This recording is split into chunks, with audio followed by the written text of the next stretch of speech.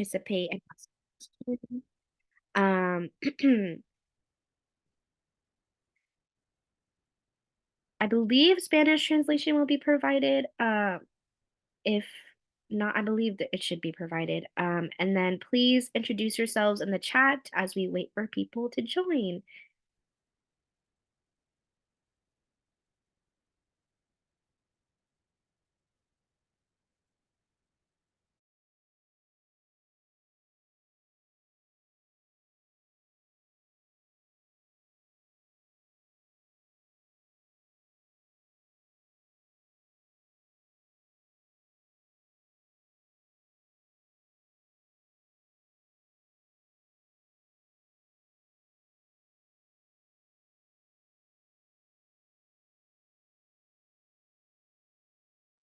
For those of you who are just joining us, please feel free to introduce yourselves in the meeting chat. Introduce your name, your pronoun, and the organization or school that you go to.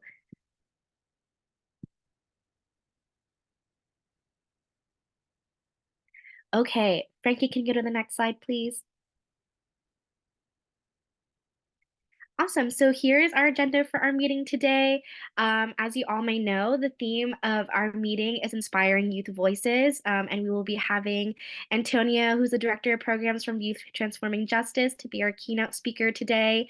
And then for our lightning rounds, we will be having Danya and Marcos, who are our Find Your Way members, to provide us with some Find Your Way updates.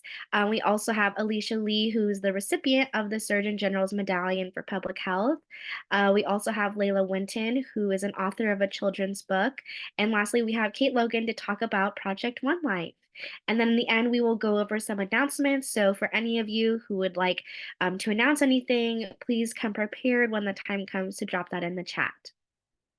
I will soon be joined with my colleague, Sammy Lee. Unfortunately, he is running a bit late, but he will be here to help me co-lead. And so I also want to mention that all youth who join will need to complete a survey at the end of this meeting for them to receive a $25 gift card. Additionally, this is also a requirement for our Find Your Way scholarship recipients as well. So please make sure that you fill out that survey at the end because that is how we will be counting your attendance for this meeting. And so with that said, we are thrilled to have Antonia kick us off. You can go to the next slide, Frankie. Sorry. Thank you very much. Appreciate it, Gabby. It's a real honor to be here with all of you today. And I want to start out by saying, like, what if I told you I failed at being a teenager? At 14, I was expelled from high school, and at 15, the courts took responsibility over me, and at 16, juvenile hall became my second home. So when Gabby reached out, she's like, "Hey, I would be great if you can talk about inspiring youth voices." I was like, "Why me? Like, I almost didn't survive being a teenager." And in thinking about it some more, I figured the best presentation I can put here together for you guys is to talk about how through trauma, you're able to build resiliency. And I don't know who some of the past presenters here have been, but my guess is that their journey is a little different than mine. I was born in Mexico to a traditional immigrant family where you lived with mom, dad was here in the States, or dad was here in the States working with the hope of eventually saving up enough money to be able to bring the whole family home here. And like, while I always knew I had a dad, I would only see him on occasion. And when he would stop by at Mexico, it was always a big party for him. So most of the time he was drunk, when he would get too intoxicated, he would become incredibly violent towards me and my mom. And this just became to be a person that I really grew to hate.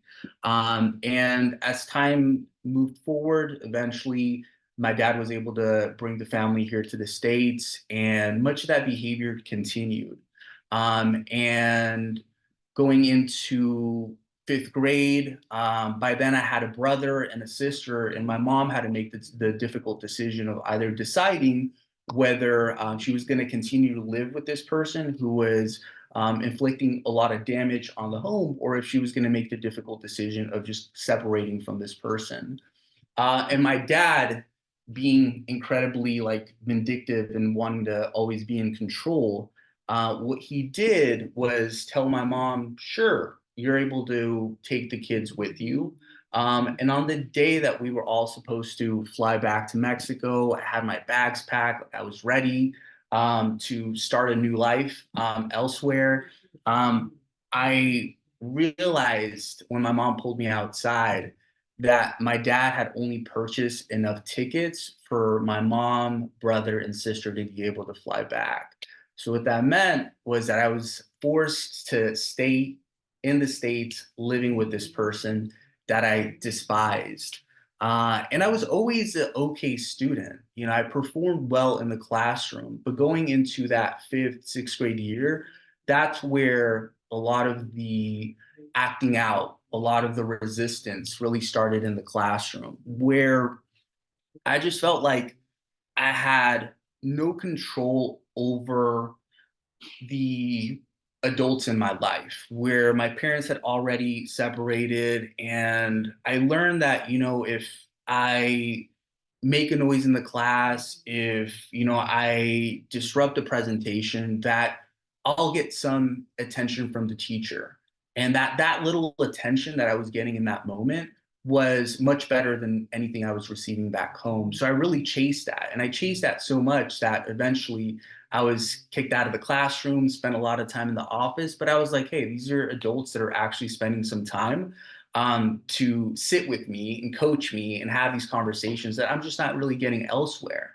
And fast forwarding to uh, freshman year, I was in Terra Linda High School. I arrived there with a bunch of anger, and we were all in the wrestling class. And you know, I just made the mistake of um, pushing someone who, in the moment, I knew was likely to react. That resulted in me getting into a fight, me being booked into the Marin County Juvenile Hall, and being expelled from that school. And if you're familiar with the three-tier system that exists here in Marin, you got your comprehensive schools like Terra Linda, San Rafael. You got your secondary schools like Madrone, and then you have this school of last resort, which is county community school. And because I was on probation, I was kicked out to county community school.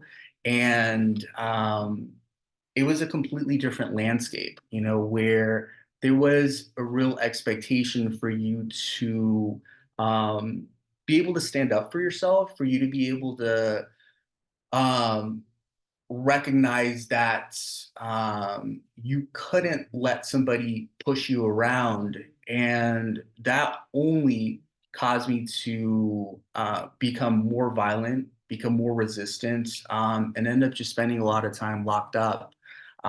And also being in that space, you know, I found myself gravitating more and more to gangs and also gravitating to drugs as well. And despite traveling down this like road of destruction, you know, I stand here before all of you today, knowing that I've like overcome a lot in my life. I am the first person in my family to graduate college. I've been in positions with various businesses and jobs where I've had a leadership role. I've been able to travel to a handful of different countries that I never thought I would be able to have the opportunity to visit. And I think it's important to mention like why did I succeed considering all of these different obstacles that I was faced with. And I think that largely has to do with my resiliency, like my ability to adapt to difficult situations and be able to recover as quickly as possible. And I know for like a lot of you young people who are here, you guys face an abundance of challenges while you're expected to perform and excel in school. You might be dealing with parent breakups. You might be dealing with some of the bullying that happens in school. You might even have some learning difficulties that makes it incredibly difficult for you to perform well in school. And how you respond to these events has an immense amount to do with the potential outcome for your life. Where when I was young, I was so reactionary. Like whether I was happy or sad that day, had to do so much with how I was going to respond to what somebody said to me. And if I was feeling just hopeless and um, like a complete failure, like I internalized that and felt like that was just the person that I am. And when you internalize those rules, you really start to act them out in public. I didn't learn until later that you are not your thoughts, you know? So if I'm feeling like a failure, that doesn't mean that I am actually a failure. Like, we don't have control over that first thought that comes to our mind. We have control of that second thought, but it's that first thought that we have to sit with and really ask ourselves, like, are these feelings going to be here forever, or are they just going to pass? Because the decision that you make today has so much to do with what tomorrow might very well look like for you. And I got through some of the darkest days in my childhood by understanding that, hey, things have to get better if I just continue to persevere. And a lot of what I had to experience as a child, for a long time made me feel like I was a victim just because there wasn't much that I could do in those moments just to change that outcome. But as I grew older, I came to understand that while that might have been the situation for me as a young person, that doesn't mean that I have to own being a victim in my adulthood. And that you have the ability to really change the outcomes as you continue to mature. And there's a lot of good that comes from a lot of the just unfortunate events in your life if you're able to really see them through. You get what's called this like trauma wisdom, where you become so familiar with how you see the world, your beliefs, your vision for things, that when something happens, like, you know how that thing is going to have you leading, or have you is going to have you feeling. So you're able to make sure that you respond to it like in the best way possible.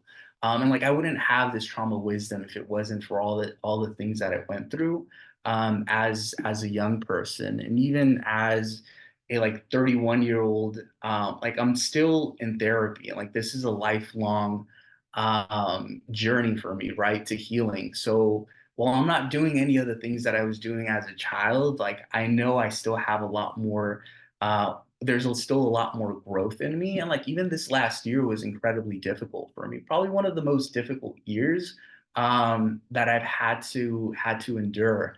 And um, and I remember sitting down with my therapist and just talking to him, being like, "Hey, like, I feel like I'm really close to crying." And for me, being a man growing up in a Latino culture, there's just a lot of machismo, and like, just the fact that I was knowing that there was a breakdown that was coming, and like, I could see it, like the gray clouds were forming, and it was out in the distance, and like, before, I always used to fight those feelings. I can't allow myself to look weak. I can't just pull out this armor and be vulnerable in front of other people, because they might be because that might then leave me open to attacks. But at this age, I'm like, no, like, this is just one of the aspects of just being human, and it's okay to cry. And even if it happens in the moment and um, you feel like you're powerless over it, sometimes just I don't know, just letting go feels good. And a lot of the work that I do today is just paying it forward. Like I wouldn't be here if it wasn't for the adults that I had in my corner. And like all of you here are surrounded by a group of like amazing individuals who've gone on their own journey and who are now here wanting to give back to all of you. Like, I walk in a classroom sometimes and like I see little Antonios around. And like I can almost see how what their life might end up being if they don't get the proper support that they need. So I think for all of you, there's just like not enough counselors. There's to heal all of the trauma that's out in this world. But like through all of you, by being here in the space and like leaving and helping your friends through whatever it is that they're going through, like you can do a lot of healing just in that alone. And like one of the quotes that I really latched onto is one by Ram Dass, which is like, we're just all walking each other home. And I think that's just like so true to life. Like, we're just all, as humans, working to take care of one another. Like, that's maybe what our journey here is all about. So like, I just want to leave you all with that message, and hopefully you're able to like carry it with you to whatever it is that you end up doing later in life. So yeah, that's a little bit about me, and like, hopefully there's a little bit of inspiration there in all of that. Yes, thank you so much, Antonio, for your inspiring story. And so, everyone, please drop your questions in the chat. But for the time being, a question that I have was wondering if you could speak more about what power the youth hold today, especially when they feel so powerless, and maybe if there's anything you notice in terms of a difference between, our generation now compared to when you grew up. Yeah, so what power do youth have today? You know, one of the, I guess, like tragedies of my youth is that I was so consumed with what was going on in my own life that rarely did I pause and look around to see all of my peers who maybe didn't look like me, maybe didn't speak the same language that I speak in the same way that I did, who were fighting for me. And I see a lot of you here, like, that student that's in the back of the class, completely disconnected from school, who's maybe on the verge of failing out of class. Like, he's not seeing the amazing work that all of you are doing to change the circumstances in schools and in the community, because they're just lost in their own world in that moment. So I think seeing this now, or seeing this movement that's coming together around like mental illness, um, around drug awareness. Like I just didn't have that as a youth, right? I just didn't see it, but I see that now, and I'm hopeful that that might be able to save many lives going forward, many young lives going forward. Yeah, definitely. Thank you so much. And so I also have another question. I wanted to give you an opportunity to talk about your work and how it is that you uplift the youth that you work with. Yeah, so a lot of the work that we do is geared around getting kids out of trouble, And when I say that, what I really mean is that when you're young, your brain is not fully developed. So a lot of the misbehavior that happens in class, it's just reactionary. It's like, you're responding based on your feelings, and you're not using critical thinking. You're not using conflict resolution, like all these things that some of the adults maybe hope that you would use. At best, what we want to do is to help young people learn from their mistakes by understanding how their actions impact others, and you're bound to continue making mistakes. That's just part of life. That's how you grow and develop. But we certainly don't feel here at Youth Transforming Justice that one mistake should or that a single mistake should label you for the rest of your time in school.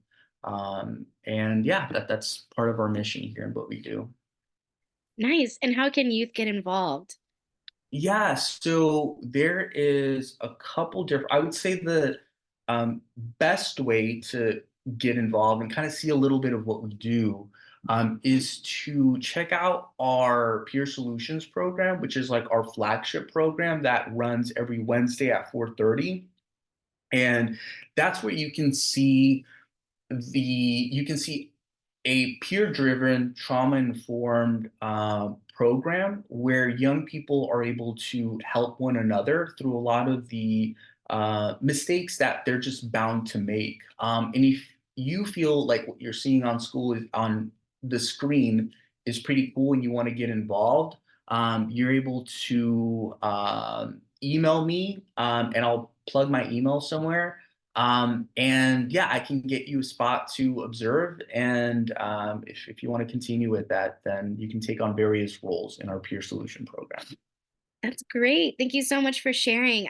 One question from the chat is, do you think the need for restorative justice in schools has increased since the pandemic? Yeah, I do. I think more schools are becoming trauma informed and bringing in a restorative aspect to the way in which they handle discipline. Now, it's important to mention that just because you have um, restorative or a school is practicing restorative justice, that doesn't mean that the traditional disciplinary aspect of things just goes completely out the window. Because there are some incidents that happen where, based on the ed code, the school just has to suspend. And in some situations, they just have to expel a student. While we're fighting hard to try and prevent that from happening, we still see it occurring more at some schools where there isn't a big restorative justice presence. But what I will say, I mean, uh, if any of you read the Marin IJ, there's an article that was recently published on the work that we're doing in the San Rafael City School District around restorative practices and restorative justice, in comparison to some of the other districts in Marin that are a little bit more apprehensive about embracing that approach. Perfect. Well, thank you so much, Antonio, for being our keynote speaker today. We did drop his email, and we also dropped the Marin IJ article if you scroll back in the chat as well. So thank you so much, Antonio. And Pleasure. yes, and I will be passing it on to Sammy Lee. Hi everyone, I'm Sammy. I'm the youth chair of Find Your Way or Marin 25. And I'm super excited to be announcing our lightning rounds for today, all of which focus on wellness initiatives and events led by youth in the county. And so we're super excited to have Danya and Marcos give some updates about Find Your Way. And then Alysha Lee is going to talk about Beyond Differences. Leyla Winton, who will be presenting on the Marin Teens Children book.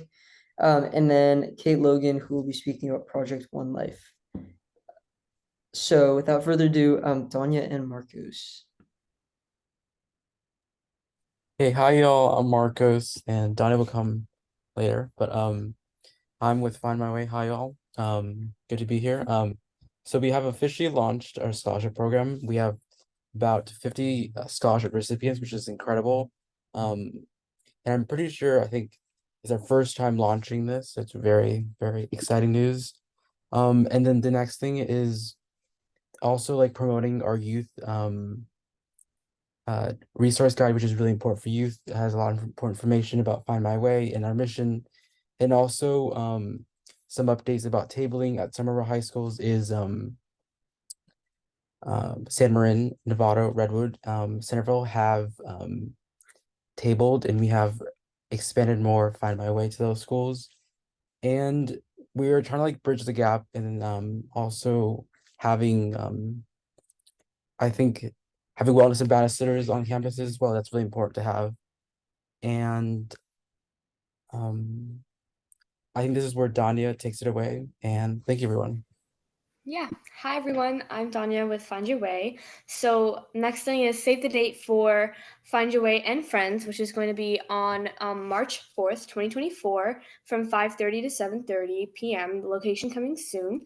So Find Your Way and Friends will be a super relaxed, fun networking opportunity. It will be a great place to learn about other youth organizations in Marin through fun, interactive activities, and conversations. We hope this event will promote collaboration and help prevent the duplication of efforts.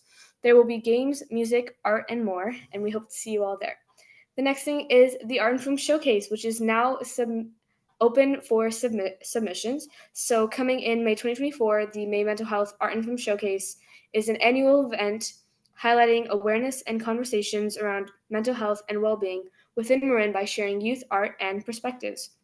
So applications and submissions are open now. So submit all your artwork. Any and all artwork are accepted, including poetry, dances, photography, essays, ceramics, etc. There will also be live opportunities to perform at the actual event if you're interested. And you can also submit your art through the link that's going to be shared in the chat, or you can go to marin925.org and find more guidelines there. So that is all of our updates. Thank you so much, you guys. One of the questions in the chat is how many people have submitted artwork to the Art and Film Showcase so far? I can take that question. So far, we haven't had any, so that's why we're trying to encourage you all to submit some artwork. We are currently trying to do a lot of outreach in terms of high schools as well as organizations. There's no specific age group or like age that it cuts off at. So please, if you feel the need to submit art, please do. And this applies for any form of art like photography, dance, and poetry. And if it's something like, let's say, a ceramic piece that you want to bring in, you can add that on the feed on the survey form that you want to submit a physical form of art. Also, if you want to, recite your poetry in person at the Wellness Festival, that is also welcome. And Marcos, I do have a question for you. I was wondering if you could share with everyone a little bit about the May Fun Run. Oh yes, certainly. So the May Fun Run, as I know a little bit about, is happening next year, which we are planning and coordinating with I think with one of our students.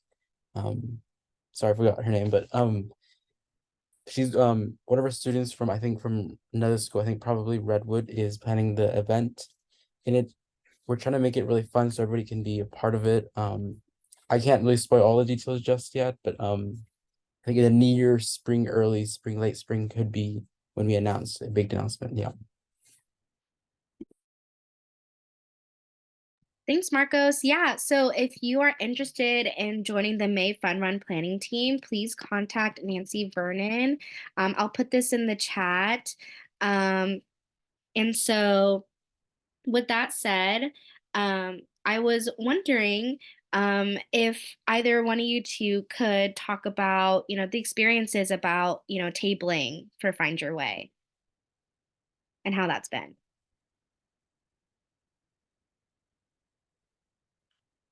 I can answer this. I haven't tabled at my school, but I know that one of our Find Your Way members, Amari, has tabled at Nevada High, and as what she has said, I remember that it was really, really fun. A lot of people came and checked out what Find Your Way was about, engaged in a lot of activities they were giving out. I think there was a hoodie giveaway, and there was a Mhm. bunch of little trinkets that people were able to get. So I think it was a success in Novato High. Amari, if you want to add anything.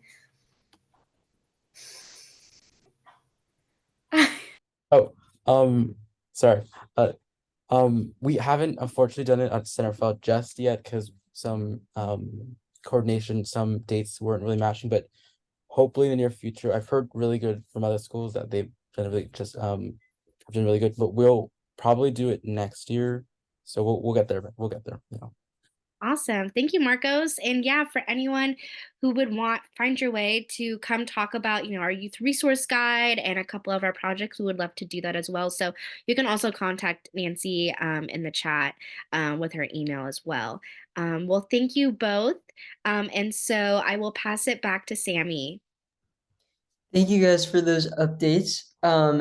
Next up, we have Alysha Lee, who recently received the Surgeon General's Medallion for Health Award, and she's going to talk about her work with Beyond Differences. Congratulations, Alysha, and welcome.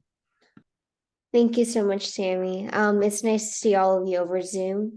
I'm Alysha Lee. I'm a senior at Novato High, and oh, Gabby, would it be possible if I have my slides up?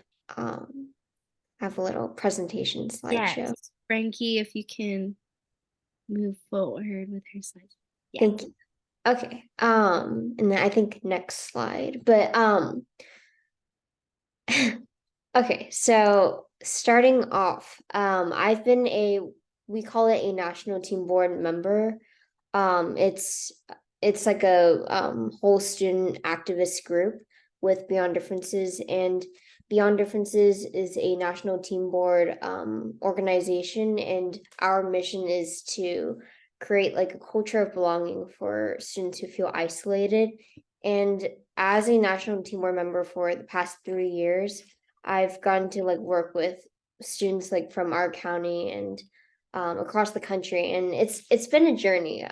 Just being part of their organization, and I learned about their organization from my middle school, Miller Creek, because we're one of the network schools with Beyond Differences, and joining their organization, I wanted to like just share my youth voice and my story, and just like reach those who feel isolated, which is our mission.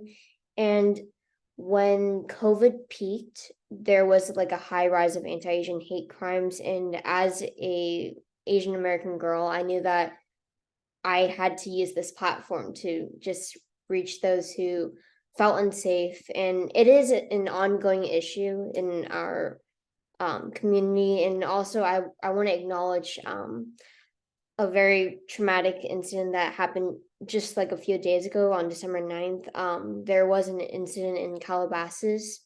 An elderly man got punched and got blindsided. And I just feel like these issues, we just need to share them in our community. And yeah, it's quite sad how devastating it is, like with our culture. And I just feel like us like youth members can just like share our voice. Doesn't matter like our ethnicity or not. So that's basically what Beyond Differences does. Like we hold on to our heritage, our ethnicities, and I'm very proud to represent them. And yeah, and during COVID, when I heard about all these news, I wanted to make a curriculum. So I spearheaded an art curriculum, and I did base it off of like my childhood memories, creating origami paper cranes. And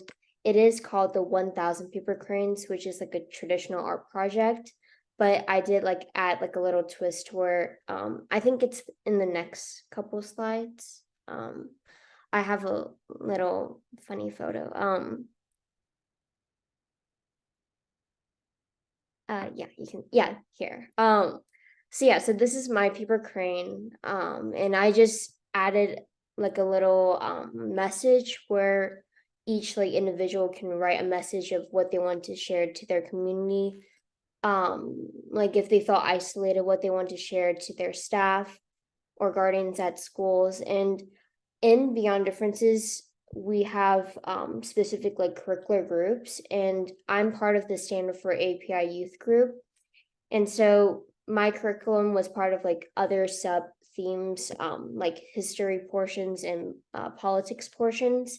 And we just like share them to our network schools. Like my middle school, Miller Creek, got some of these curriculums, and each student would make like a paper crane and just share what they want to share. And yeah, and after like months of drafts, it did get published and sent off to like our network schools across the country. And I think it's in the next slide. I have another photo.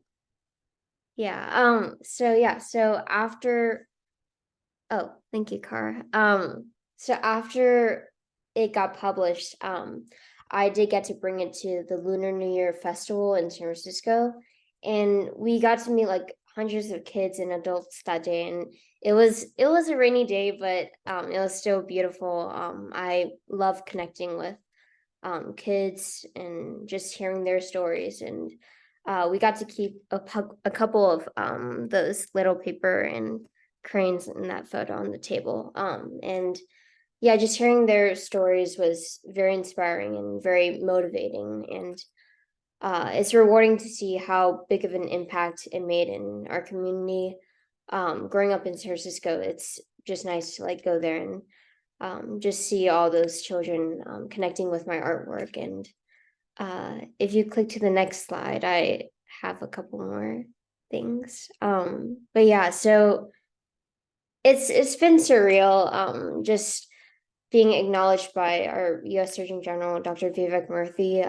I'm extremely honored to be like one of the 6 awardees they called it Songs for Hope. It was an event just about mental health and impact across our country. And I'm honored to represent our community, Marin County and Nevada High.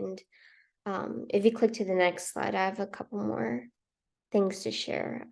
So that's the photo with Dr. Vivek Murthy, and I went there in September, early September, and it was a nice way to start my senior year. I can say that, and it was just a beautiful event. And in the next couple of slides, I have a couple more photos, but yeah. So on the left, that's my mentor Sally from Beyond Differences. She really guided me through my journey with Beyond Differences, and also have another photo later with my brother and my parents. And yeah, and I couldn't have done it without their support. And next slide, please. Sorry. Yeah, and I think next slide. Sorry, I have a lot of words. Oh, you can click that. But yeah, so being there in Washington, D.C. was breathtaking. There, Kennedy Center was beautiful. We got to hear such inspiring like speeches from guest artists. Like Ariana DeBose was there. That was amazing. Surgeon General Dr. Vivek Murthy had words to say, and it was just an inspiring evening. Yeah.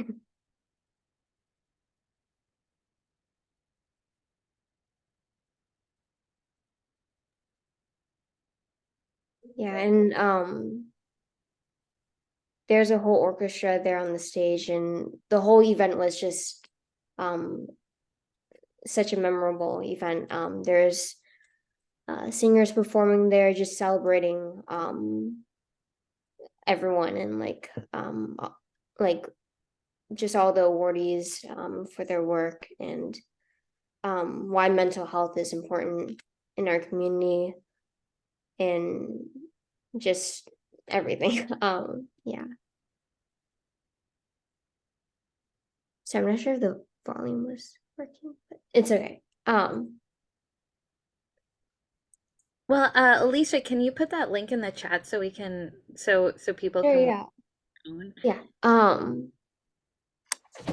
Yeah. Yeah, but thank you, Gabby, for having me here and just letting me share my work.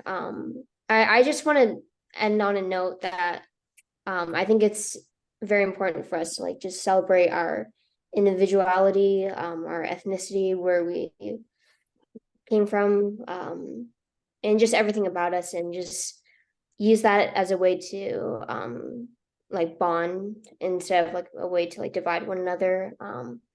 I think it's very important to just celebrate who we are. And yeah, and thank you for having me again.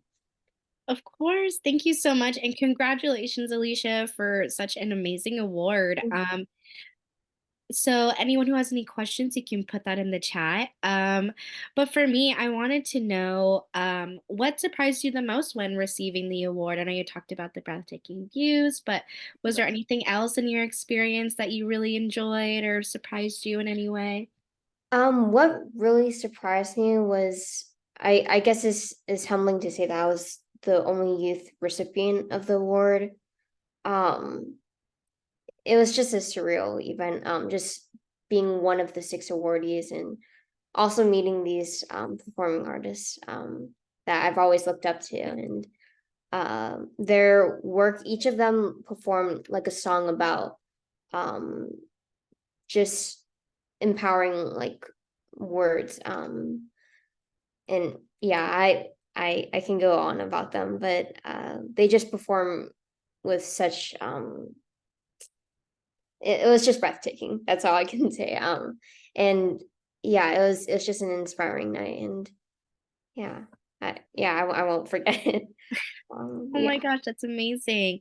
Did you Thank say you. that you were are you a senior right now? Yes, I'm a senior at Nevada High. Okay, well, and I hope you don't feel this question is too much pressure, but what do you have planned, for your future moving on? I'm just gonna see where life takes me. I'm also a dancer, so I'm interested in the arts. I'm interested to just continue to pursue my work with Beyond Differences, continue to amplify mental health and all that jazz. And yeah. Cool. Um, well, another question that I have for you is, what is one motivating message that you'd like to share with youth in Marin? I think youth in Marin, well, youth everywhere. I feel like it's important for everyone to just hear what youth has to say. And I just feel like we have a lot of insights to share about like everything. Like for me, like my transition from middle school to high school, and also like from elementary school, because I did grow up in San Francisco. So moving to Marin when I was, I think, 9 or something, like when I transitioned to Marin like in 4th grade. um I just went to like find my people and everything, and finding like Beyond Differences, that it just gave me that opportunity to find my people and just embrace my individuality. So I would just say like don't be afraid to like share your story and who you are. Yeah. I love that. Well, thank you so much, Alysha. It's an honor to have you come here to our meeting and to talk about your amazing accomplishments. And I know I speak for everyone here that we wish you the best. Thank you so much, Gabby. All right, I'll pass it back to you, Sammy. Thanks, Gabby, and thank you, Alicia. Next up, we have Leyla Winton, a senior at San Rafael High School who wrote a children's book about the struggles of anxiety. Welcome, Leyla. Hi. Yeah, so my name's Layla. I go to San Rafael High School, and yeah, like Sammy said, I wrote a book. It's a children's book called Underwater Drama Class, and it's about a hermit crab who is going to a drama class, and she's very shy, and she has to perform a monologue in front of her friends or her classmates, I suppose. Um, and a lot of this idea came from my own experiences with anxiety. I have severe generalized anxiety disorder, and I've been dealing with that for years and years and years. And when I was a kid, there were no real books about mental health and, you know, mental illness in kids. And that's something that I always thought was so weird, and it wasn't, you know, talked about at all. So I wanted to create something that kids could relate to and know that they're not alone in their struggles with anxiety and mental health in general. So I wrote the story of the book in freshman year. It was an impulse writing project at very very late in the night, and I woke up and I revised it because there were a lot of typos. And I decided that I wanted to show it around and see what the response was, because I actually really liked it. So I showed it around to some teachers and family and friends, and the response was like shocking to me. It was something that I didn't expect to take off like it did, but people were really really affected by it. And so I decided to send it to a publishing company just for fun to see what would happen. And they got back to me about 6 months later and said that they wanted to publish my book. So I began that process. It took about 3 years to get it fully published. It was finally published last summer, this past summer, I suppose. And yeah, so I also did the illustrations for the book. I am also an artist, so I decided to do the illustrations myself on a digital app. And so it really is just a labor of love and a product that's entirely me. And it was really incredible to kind of see the response of kids when it finally got published. I've read it to a few classes of elementary school kids, and it's really been a cool response. So yeah, I found that when kids know that they're not alone, they find it easier to be themselves.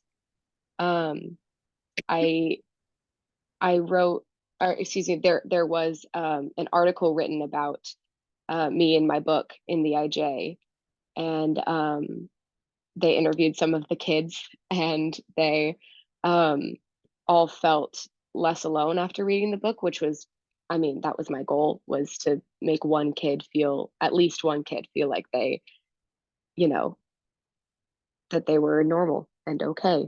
Um, and I think I've achieved that, and that makes me feel really really good and really excited about what I did. And everyone asked me if I'm gonna write a sequel, and I might, but we'll see.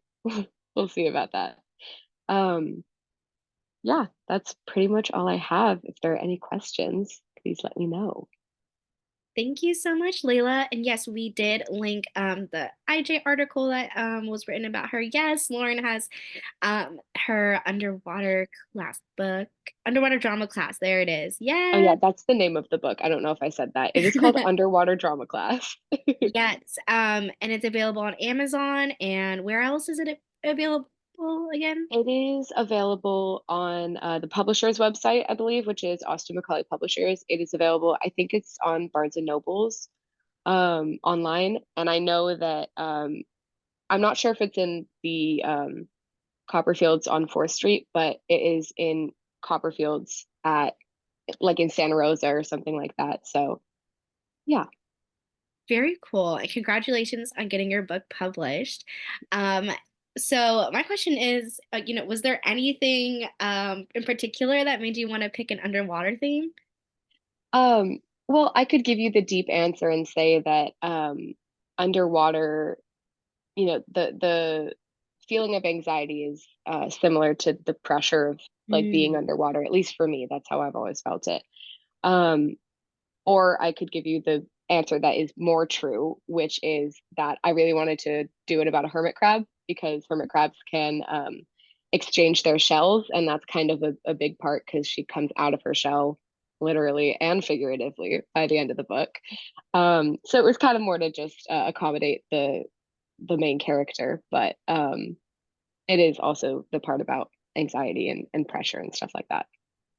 Oh my gosh, well, I love both of those answers, and that's not something I was thinking about, so I'm so glad I asked that.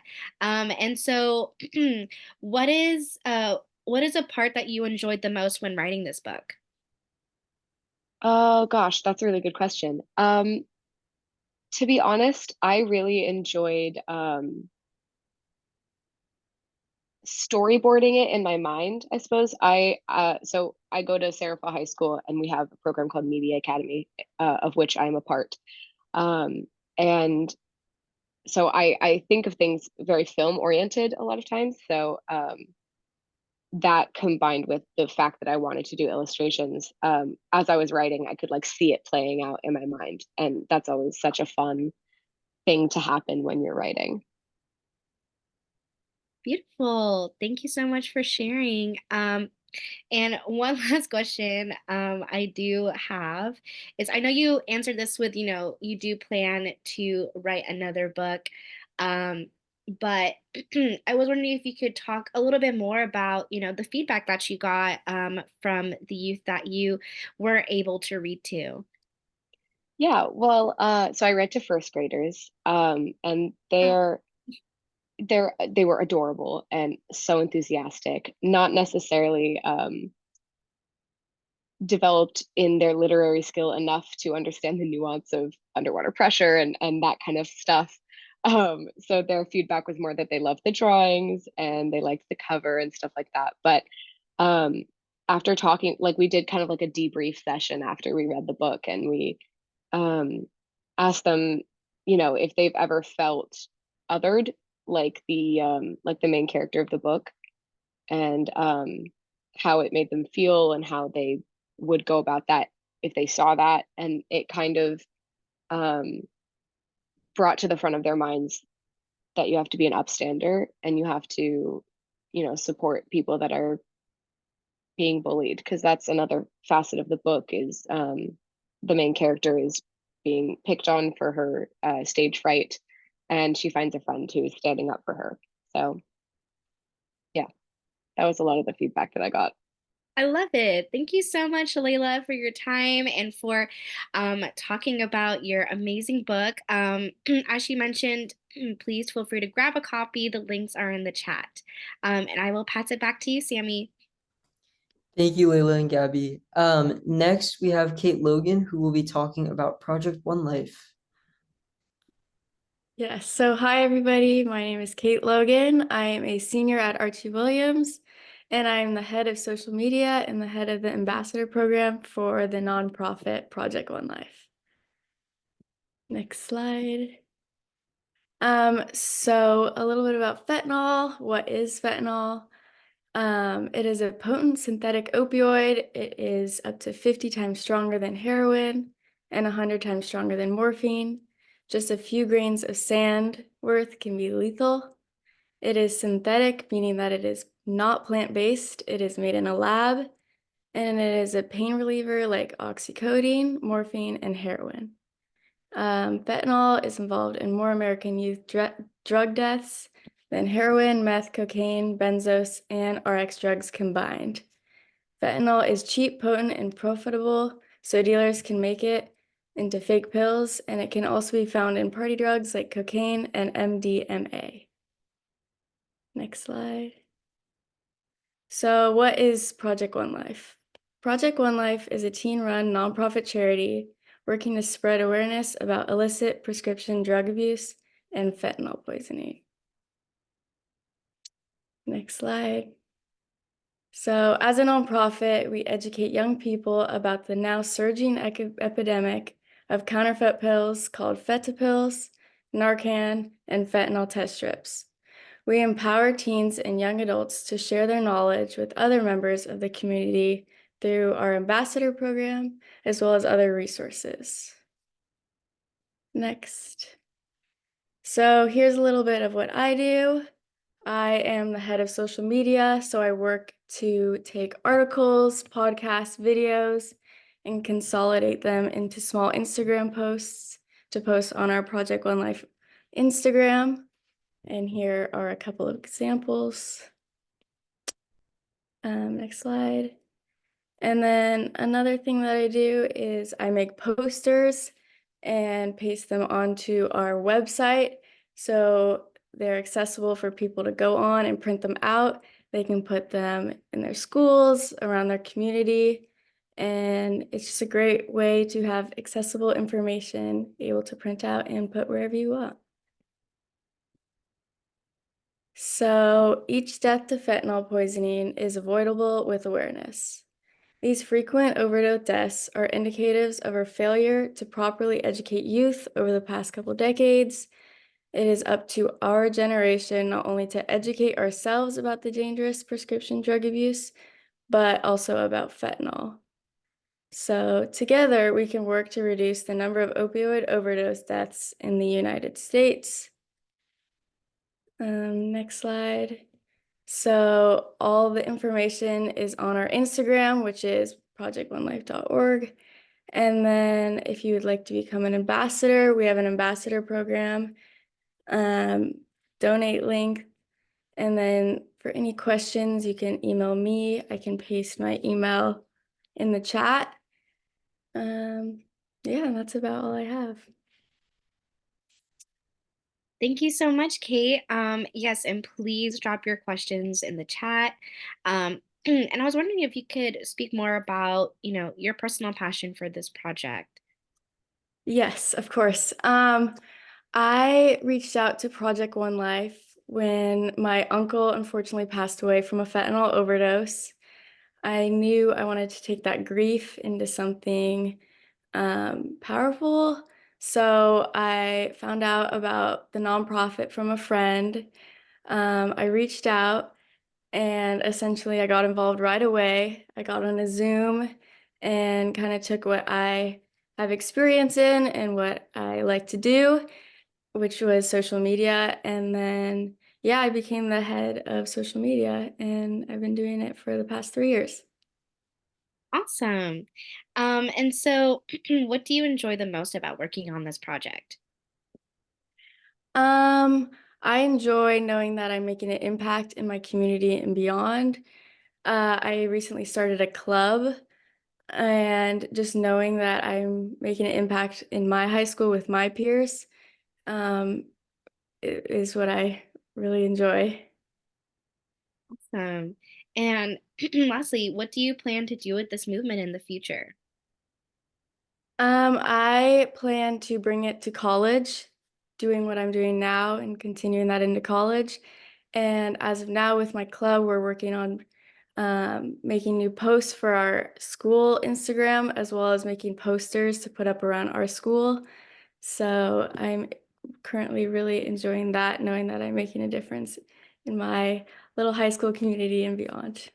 Yes. And one question from the chat is, are you in touch with youth across the country? I believe that's pertaining to Project One Life. I am not the founder of Project One Life, maybe, but I am not in touch with youth across the country. Got it. Okay. Oh, thank you for dropping your email in the chat. And so with that said, I also want to just tag along with your mission here with OD Free Marin Youth Action Team, which Find Your Way does work very closely with and partners with. And so if you guys are also interested in wanting to do Narcan training here in Marin County and want to also volunteer in teaching other people how to do Narcan training and getting other people, educated about this very important topic, you can reach out to me. I can drop my email in the chat as well, because we would love to, continue this sort of movement. So thank you so much, Kate, for your time and for vocalizing about this very important topic. Of course, thank you for this opportunity. Awesome. I'll pass it back to you, Sammy. Thank you guys. Thank you so much, Kate. Now we're gonna have some time for announcements. So while I read this out, if anyone from on the call has any announcements they would like us to read out, just feel free to put them in the chat and we'll get to them. But first, please make sure to fill out the survey. The link will be sent in the chat. All youth will need to complete the survey in order to receive the $25 gift card. And then there's a Men and Boys action team on January 11th. So feel free to join that. Caring cards. So there's a form if you are interested in participating in caring cards and joining the movement. Caring cards is a really awesome initiative that is run by the county, youth in the county. And if you're interested, there should be more info in the chat, I believe. And then, participatory budgeting. Sorry, I'm going so fast, Lauren. Participatory budgeting. So I think we've talked about this before, but the county has allotted a bunch of money for community organization funding. And so we all can vote. If you're over the age of 14, you can vote for what the county does with that extra money. There's all sorts of initiatives that are written by community organizations, and the link will be in the chat. Please vote. Voting closes very soon, and it's important that all of our voices and opinions are heard. And then if anyone has any other announcements, feel free to put them in the chat and we can read them out. Colin said that if you would like more info about the Odie Free Marin Youth Action Team, there's a link there. Let's see.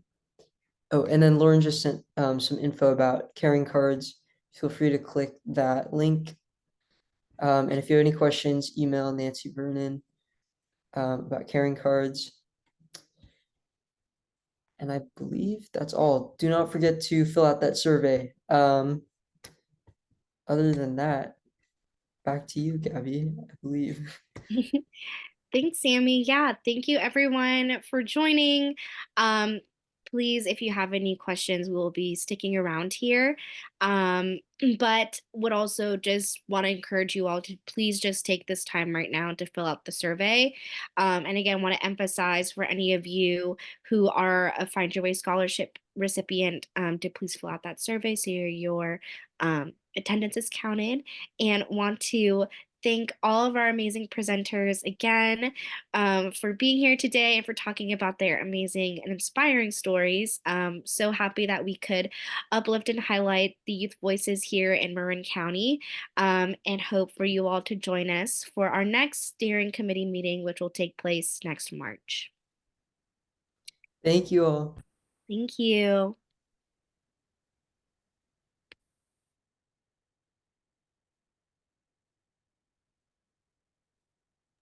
Thank you.